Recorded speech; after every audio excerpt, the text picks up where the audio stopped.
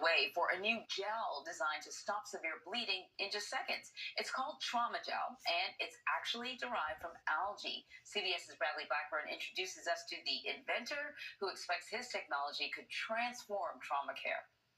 And this line is sized to produce about 250,000 syringes on a monthly basis.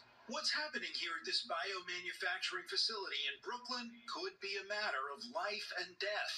Inside these syringes, a new potentially life-saving gel that can stop severe bleeding in seconds, called traumagel. One syringe will be enough to treat just about the largest bleed that you can imagine. Gunshot wounds, stabbings, motor vehicle accidents. Cressalon CEO and co-founder Joe Landolina launched the company out of his NYU dorm room in 2010 when the young scientist stumbled upon a gel that stuck to his skin. I had this idea that what if you took that gel and put it into a bleeding bullet wound to get a patient from point A to point B without them bleeding out. The gel is made from algae and has the consistency of hummus. Once it comes into contact with a wound, it forms a mechanical barrier against bleeding, and no manual pressure is required. Blood loss in traumatic wounds is responsible for more than 35% of all pre-hospital deaths. A product like this that's able to stop bleeding quickly and effectively can save countless lives. Traumagel is the company's second FDA clearance. It already has a hemostatic gel to treat minor cuts and scrapes and a veterinary gel for pets. This product for animals is being used a lot already, and people may not even be aware of it.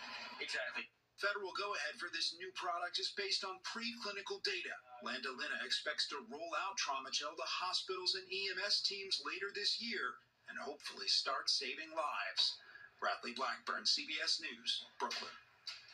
The company expects the product to be used on the battlefield and is also working with the Department of Defense to determine if it can help with traumatic brain injuries. Well, coming up on CBS